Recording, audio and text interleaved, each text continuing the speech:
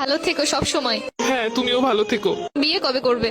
জানি না আদৌ কপালে বিয়ে শাদী আছে কিনা। তোমার বউকে বলে দিও আমি যেই হাত ধরেছি ওই হাত যেন না ধরে। তোমার জামাইকেও বলে দিও আমি যে গালে কিস করছি ওই গালে যেন আর কিস না করে। আমরা যেই জায়গায় দুজন মিলে ঘুরছি তুমি তোমার বউকে নিয়ে ভুলেও সেই জায়গায় আর যাবা না। বউয়ের মন রাখতে মাঝে মাঝে যেতেও হতে পারে। তুই নেই মাত্র কইলে তুই আর বিয়ে করবি না। এটা তো তোমার কথায় কথায় বললাম। তোর স্বভাব আমি ভালো করে জানি। আমি তো তোর কথা উনানে লেগে কইতেছিলাম। ছেড়েই তো চলে যাচ্ছ, তাহলে আবার এইগুলো কেন বলতেছো? ঠিকই তো বলছো, আমি কেন এগুলো বলতেছি এখন? আমাকে ছেড়ে খুব ভালো থাকবে তাই না? ভালো তো থাকতাম, কিন্তু এই 2-3 বছরে তো হাজার হাজার টাকা খরচ হয়ে গেছে আমার। ঘুরতে গেলে গাড়ি ভাড়া তো আসি, ফুচকা খাওয়ানো, চটপটি খাওয়ানো, আইসক্রিম খাওয়ানো, এইগুলোর পিছনে 70 টাকা গেছে আমার। কষ্ট পেও না, যখন জামাই হবে টাকা পয়সা হলে তোমাকে সব শোধ করে দিব।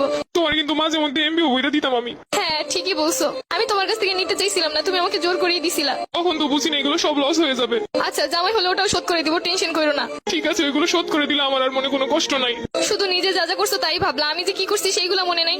একদিন কচু শাক রান্না করে নিয়ে আসছিলাম, লাল শাক গুনা করছিলাম, তোমাকে ছেড়ে খাইতে পারতেছিলাম না, তাই বক্স ভরে তোমাকে এনে দিছিলাম। আচ্ছা, আমার যখন বউ হবে আমিও তোমাকে লাল শাক আর কচু শাকের তরকারি রান্না করে বাটি ভরে দিয়ে আসবো। চেয়েছিলে এই শীতে রাজহাঁস রান্না করে খাওয়াতে আমাকে। ইচ্ছে তো ছিল কত কিছুই, কিন্তু হলো কই? সবই তো ঠিক ছিল, শুধুমাত্র একটা স্বপ্ন দেখে এভাবে চলে গেলে।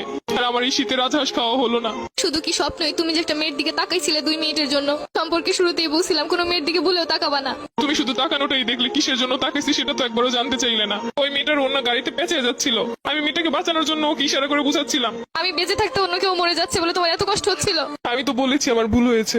কিছু কিছু ভুলের কখনো ক্ষমা হয় না, এটা তো জানো। আর তুমি তো জানো আমি সবকিছু সহ্য করতে রাজি, কিন্তু মেয়েদের ব্যাপার নিয়ে একদমই সহ্য করতে পারি না। তাই তো আর আটকাতেও পারছি না। দোয়া করি সুখে থাকো সব সময়। তুমি আমাকে খুব সহজে ভুলে যেতে পারবে তাই না? ঘৃণা মানুষকে সবকিছু করতে শিখায়। ভাবতেছি এতদিন যার সামনে তোমাকে বউ বলে পরিচয় দিচ্ছি, পরবর্তীতে কি হবে? তাদেরকে বলবে আমি মরে গেছি। জীবন তো কারোর জন্য থেমে থাকে না। আচ্ছা, কিছু মনে না করলে একটা কথা বলি। আমি যা আবেগের বসে তোমার একটা পায়েল কিনে দিছিলাম, ওই পায়েলটা কি ফেরত দেওয়া যাবে? জানোই তো আমার কাছে অত বেশি টাকা পয়সা নাই। নতুন কাউকে পটাইতে গেলে তো তখন লাগবো। কিন্তু ওই পায়েলটার তো 2-3 জায়গা থেকে খুইলা পড়ে গেছে। সমস্যা নেই, তুমি নিয়ে এসো, যা পইরে গেছে ওগুলো লাগাই নিবো। ওটার তো রঙও তেমন ভালো নাই। সমস্যা নেই, রং করে নিবো। আচ্ছা ঠিক আছে। আর শুনো, এই শীতে গোসল করো প্রতিদিন। আগে শীতে কত বলে বলে গোসল করাইছি। তোমার আর আমাকে নিয়ে এখন চিন্তা না করলেও চলবে। তোমার আর আমার পথ এখন আলাদা। তারপরও মনে তো কোথাও একটা রয়ে গেছো।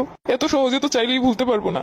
কিছু না মনে করলে আমি একটা কথা বলি। তোমারে তো আমি একটা গড়ি গিফট করছিলাম, ওই গড়িটা কি ফেরত দেওয়া যাবো? ওই গড়িটা তো পানি ঢুকে নষ্ট হয়ে গেছে। সমস্যা নেই, নষ্ট হইলেও চলবো। পুরোনো জিনিস বিক্রি হয়ে যে গ্রুপগুলোতে ওইগুলোই সেল করে দিব।